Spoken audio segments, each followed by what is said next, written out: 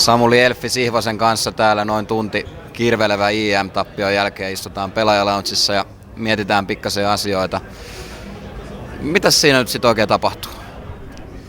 No suoraan sanottuna en tajutta miten tää nyt näin meni käymään. Musta tuntuu, että Jyppi pelasi kaikista mun vihusta tähän mennessä kaikkien huonoimmita ja niin selvästi, että se kolmas peli jäi niin hyvin mieleen, kun mä tiesin koko ajan, että sieltä tulee se 4 kate ja se ihan turhaan tapatit siellä ja mä tapoin siltä Prope ja Pylonimaa, niin siinä vasta mä oon ihan voittanut, kun kohta mä saan kontainattua mun rampi, mut sittenhän meikä olikin unohtanut sen sentry sieltä niin ja hävisin käytännössä voitetun pelin siihen.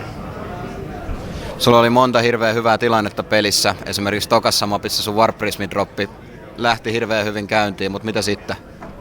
No sit mä vähän huonosin mikrotin aloitteen ja mun olisi pitänyt Warpin jälkeen laittaa Warp Prismi lähemmäs sen mineralineen, että sit lopetin sen hyökkäyksen, kun sä laitettu sen yhden Force Fiadin, mutta se aloitit ei sen juuri.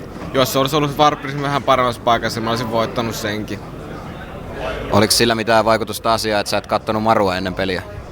No varmasti oli. Oli headsetin kanssa hirveät ongelmat.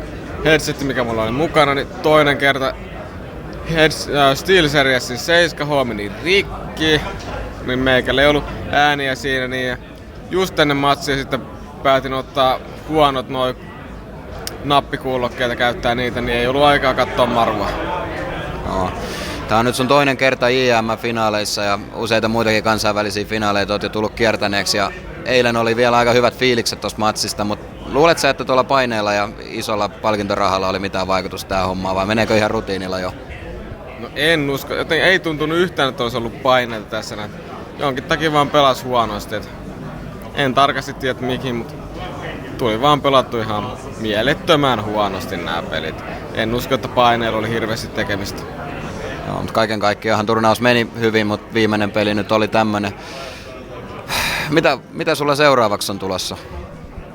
No seuraavaksi olisi varmaan tarkoitus sanoa tonne ensi kuun alussa lähteä Copenhagen Gamesiin ja toivotaan, että sieltä tulee vihdoinkin jotain vähän parempaa tulosta.